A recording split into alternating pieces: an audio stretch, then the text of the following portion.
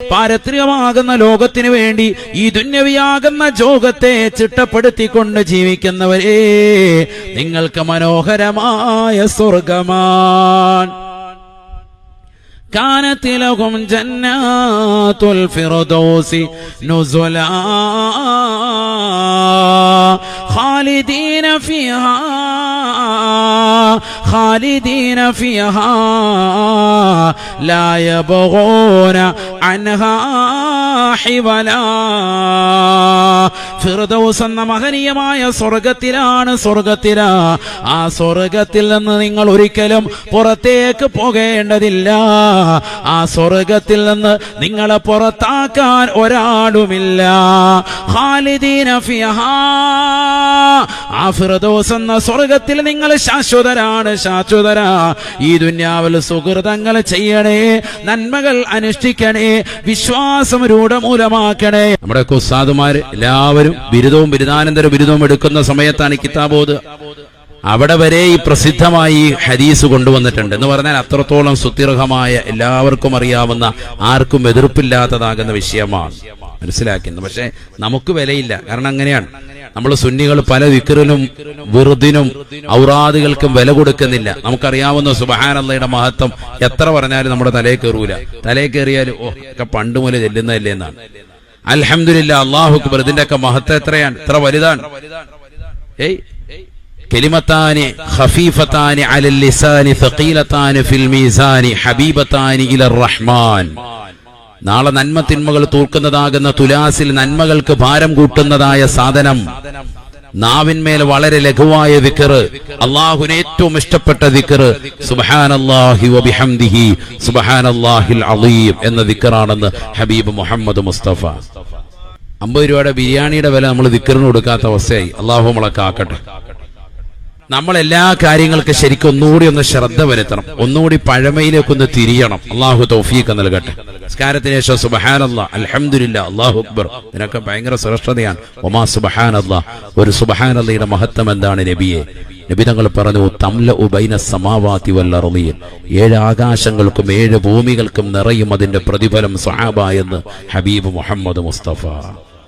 ഒരൊറ്റ സുബ്ഹാനല്ലാഹയുടെ അർത്ഥമായി പറഞ്ഞത്, ഒറ്റ സുബ്ഹാനല്ലാഹ്. നിസ്കാരം കഴിഞ്ഞ സുബ്ഹാനല്ലാഹ് എഴുന്നേക്ക്, എങ്ങോട്ടേ പോകുന്നു?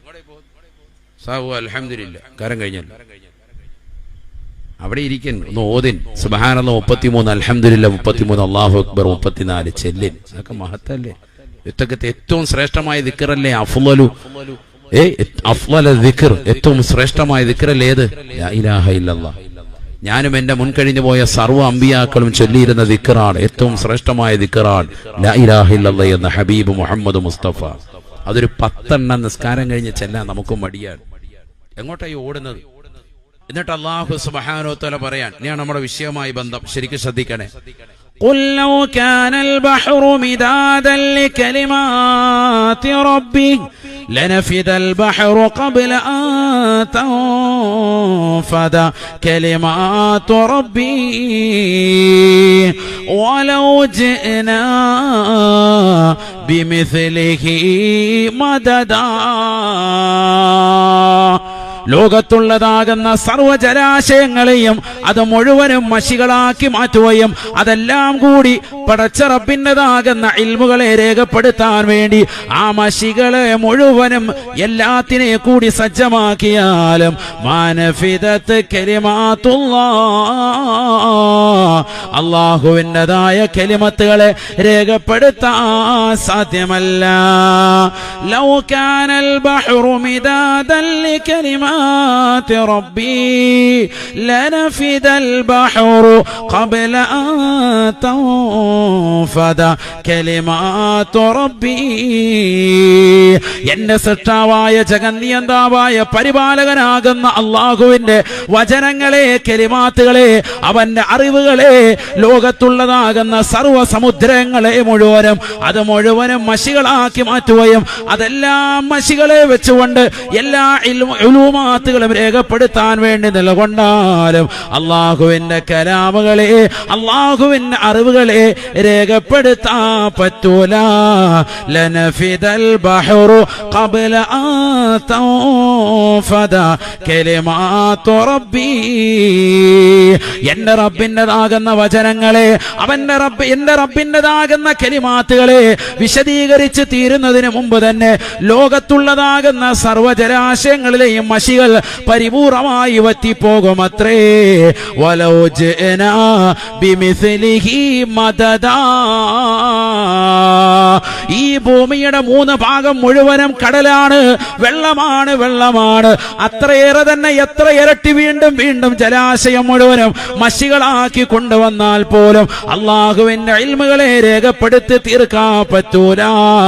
അത്രമാത്രം വിശാലമാണ്. അള്ളാഹുവിന്റെ അറിവിനെ കുറിച്ച് അല്ലാഹ് പറയാൻ, അള്ളാഹുവിന്റെ അറിവ് അപാരമാണ്, അള്ളാഹുവിന്റെ അറിവ് അജയ്യമാണ്. അള്ളാഹുവിന്റെ അറിവിനോളം പകരം ലോകത്ത് ഒരാൾക്കുമില്ല. ഏറ്റവും അറിവുള്ളവൻ അള്ളാഹുവാണ്, സൃഷ്ടാവായ ഖാലിഖായ അള്ളാഹുവാണ്. بسم الله الرحمن الرحيم. ولو أن ما في الأرض من شجرة أقلام والبحر يمده 7 أبحر ما نفدت كلمات الله. പരിശുദ്ധമായ ഖുർആനിൽ അല്ലാഹു സുബ്ഹാനഹു വ തആല വ്യക്തമായി ഓർമ്മപ്പെടുത്തുകയാണ്, പഠിപ്പിക്കുകയാണ്. പ്രിയപ്പെട്ട മുസ്ലിമേ, മുസ്ലിമത്തെ, പഠിക്കണേ. ഈ ലോകത്തിന്റെ സൃഷ്ടികർത്താവായ, ജഗന്നിയന്താവായ, പരിപാലകനായ, സർവേശ്വരനായ, സർവാധിപതിയായ, സർവലോക സൃഷ്ടിപ്പിന് സംഹാരകർത്താവായ അല്ലാഹു ആരാണ്? പരിശുദ്ധമായ ഖുർആനിലൂടെ തന്നെ അല്ലാഹു വ്യക്തമായി പഠിപ്പിക്കുകയാ. വലൗ അന്ന മാ ഫിൽ അർളി മിൻ ശജറത്തിൻ അഖലാമുൻ. ലോകത്തുള്ളതാകുന്ന സർവവൃക്ഷലതാദികളും സസ്യലതാദികളും മുഴുവനും, അതിന്റെ മരക്കഷ്ണങ്ങൾ മുഴുവനും പേനയാക്കി മാറ്റിയാലും ലോകത്ത് എത്ര കണ്ട് വൃക്ഷങ്ങളുണ്ടോ, സുബ്ഹാനല്ലാഹ്, അത് മുഴുവനും, അതിന്റെ ശിഖരങ്ങൾ മുഴുവനും കൊണ്ടുവന്ന് കോടിക്കണക്കിന് പേനകളാക്കി മാറ്റിയാലും വലൗ അന്നമാ ഫിൽ അർളി മിൻ ശജറത്തിൻ അഖലാമുൻ വൽ ബഹ്റു യമുദ്ദുഹു 7 അബ്ഹുരിൻ. ലോകത്തുള്ളതാകുന്ന സർവ്വജലാശയങ്ങളെയും 7 സമുദ്രങ്ങളായി, 7 തലമുറകളായി, 7 പ്രാവശ്യം ആവർത്തിച്ച് ആ നിലയിൽ തന്നെയുള്ള സമുദ്രങ്ങളായി കൊണ്ടുവന്നാൽ പോലും മാനഫിദത്ത് കലിമാത്തുല്ലാഹ്. ആ സമുദ്രത്തിലെ ജലാശയങ്ങളിലെ ജലത്തെ മുഴുവനും മാറ്റിയിട്ട് അത് മുഴുവനും മഷികളാക്കി മാറ്റുകയും ലോകത്തുള്ള സർവവൃക്ഷലതാദികളും സസ്യലതാദികളും മുഴുവനും പേനകളാക്കി മാറ്റിയിട്ട് ജലാശയത്തിലുള്ളതാകുന്ന മഷികളെ മുഴുവനും ഈ പേനകൾ കൊണ്ട് രേഖപ്പെടുത്താൻ, അള്ളാഹുവിന്റെ ഇൽമുകളെ രേഖപ്പെടുത്താൻ വേണ്ടി നിലകൊണ്ടാലും മാനഫിദത്ത് കലിമാത്തുല്ലാഹ്.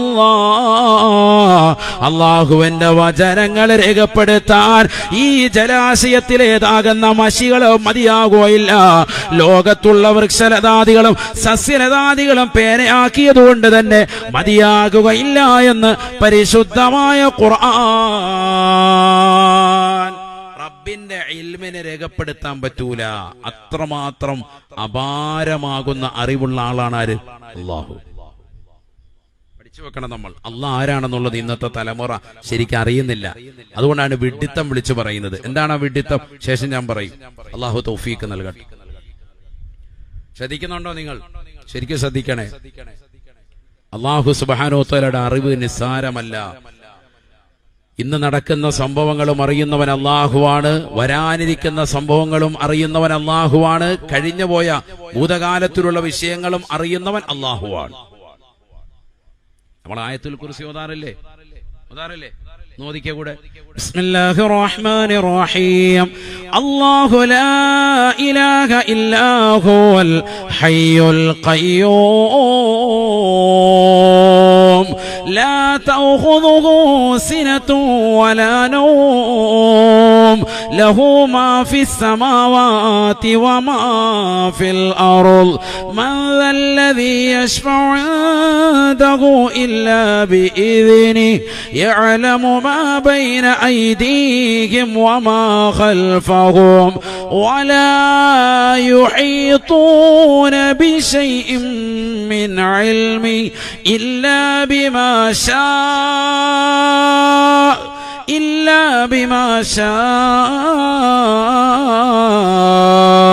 وسع كرسيه السماوات والأرض ولا يؤوده حفظهما وهو العلي العظيم.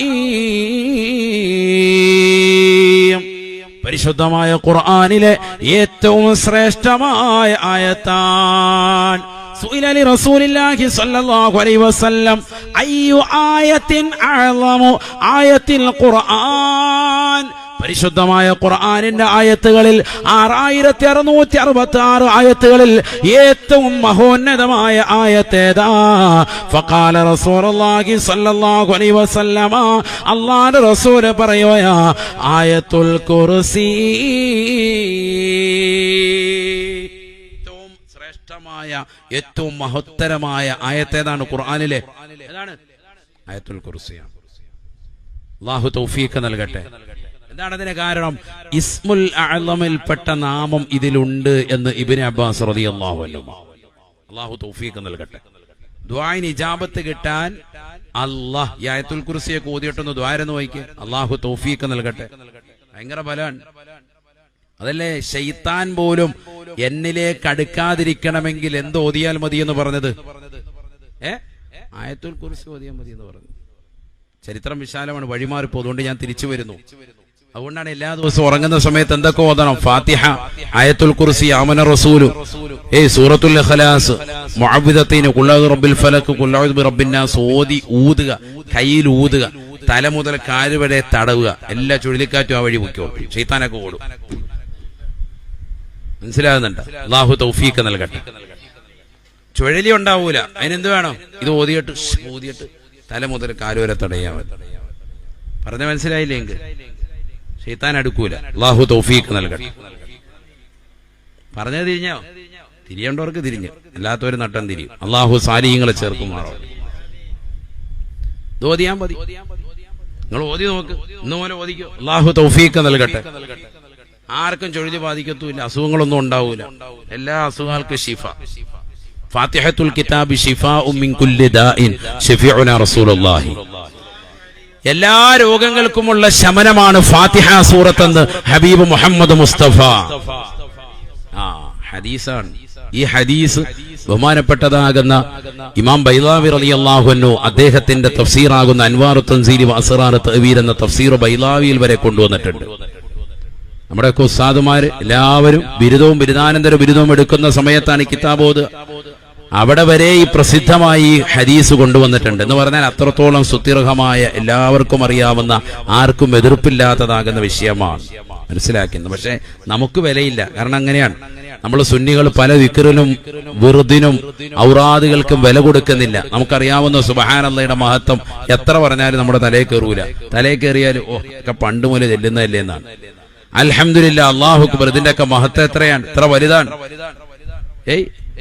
കലിമത്താനി ഖഫീഫത്താനി അലൽ ലിസാനി സഖീലത്താനി ഫിൽ മീസാനി ഹബീബത്താനി ഇലർ റഹ്മാൻ. നാളെ നന്മ തിന്മകൾ തൂക്കുന്നതാകുന്ന തുലാസിൽ നന്മകൾക്ക് ഭാരം കൂട്ടുന്നതായ സാധനം, നാവിന്മേൽ വളരെ ലഘുവായ ദിക്ർ, അല്ലാഹുവിന് ഏറ്റവും ഇഷ്ടപ്പെട്ട ദിക്ർ സുബ്ഹാനല്ലാഹി വബിഹംദിഹി സുബ്ഹാനല്ലാഹിൽ അളീം എന്ന ദിക്റാണെന്ന് ഹബീബ് മുഹമ്മദ് മുസ്തഫ. എന്നിട്ട് ആരെവിടെ ചെല്ലുന്നു? മഗ്‌രിബിന് മുമ്പ് ഒരു 10 മിനിറ്റ് ഇരുന്ന് ആരെങ്കിലും ചെല്ലുന്നുണ്ടോ? പണ്ടൊക്കെ പള്ളികൾ അത് ചെല്ലിക്കൊടുക്കും. ചെല്ലാനും ആളുണ്ട്. ഇന്നത് ചെല്ലണമെങ്കിൽ മൈക്കിൽ കൂടെ വിളിച്ചു പറയണം, ബിരിയാണി റെഡി എന്ന് പറഞ്ഞ എല്ലാവരും 6 മണിയാകുമ്പോൾ മറ്റേ ബിരിയാണി കൊടുക്കുമെന്ന് പറഞ്ഞായിരുന്നല്ലോ, വിളമ്പാൻ തുടങ്ങിയില്ലേ? ബിരിയാണിക്ക് വരിക 50 രൂപയുടെ ബിരിയാണിയുടെ വില നമ്മൾ ദിക്റിന് കൊടുക്കാത്ത അവസ്ഥയായി. അല്ലാഹു നമ്മളെ കാക്കട്ടെ, അല്ലാഹു നമ്മളെ കാക്കുമാറാവട്ടെ. അതുകൊണ്ട് എന്ത് വേണം? നമ്മൾ എല്ലാ കാര്യങ്ങൾക്കും ശരിക്കും ഒന്നുകൂടി ഒന്ന് ശ്രദ്ധ വരുത്തണം, ഒന്നുകൂടി പഴമയിലേക്കൊന്ന് തിരിയണം. അല്ലാഹു തൗഫീഖ് നൽകട്ടെ. നിസ്കാരത്തിന് ശേഷം സുബ്ഹാനല്ലാഹ്, അൽഹംദുലില്ലാഹ്, അല്ലാഹു അക്ബർ, ഇതിനൊക്കെ ഭയങ്കര ശ്രേഷ്ഠതയാണ്. ഒമാ സുബ്ഹാനല്ലാഹ്, ഒരു സുബ്ഹാനല്ലാഹയുടെ മഹത്വം എന്താണ് നബിയെ? നബി തങ്ങൾ പറഞ്ഞു, തംലഉ ബൈന സമാവാതി വൽ അർളീൻ, 7 ആകാശങ്ങൾക്കും 7 ഭൂമികൾക്കും നിറയും അതിന്റെ പ്രതിഫലം സ്വഹാബ എന്ന് ഹബീബ് മുഹമ്മദ് മുസ്തഫ. ഒരൊറ്റ സുബ്ഹാനല്ലാഹയുടെ അർത്ഥമായി പറഞ്ഞത്. ഒറ്റ സുബ്ഹാനല്ലാഹ്. നിസ്കാരം കഴിഞ്ഞ് സുബ്ഹാനല്ലാഹ് എഴുന്നേൽക്കുക. എങ്ങോട്ടേ പോകും? സാവു അൽഹംദുലില്ലാഹ്. നിസ്കാരം കഴിഞ്ഞല്ലോ അവിടെ ഇരിക്കൻ ഒന്ന് ഓതിൻ. സുബ്ഹാനല്ലാഹ് 33, അൽഹംദുലില്ലാഹ് 33, അല്ലാഹു അക്ബർ 34 ചെല്ലിൻ. അതൊക്കെ മഹത്തല്ലേ? ഇതൊക്കെ ഏറ്റവും ശ്രേഷ്ഠമായ ദിക്റല്ലേ? അഫ്ളൽ ദിക്ർ, ഏറ്റവും ശ്രേഷ്ഠമായ ദിക്റല്ലേ ഏത്? ലാ ഇലാഹ ഇല്ലല്ലാഹ്.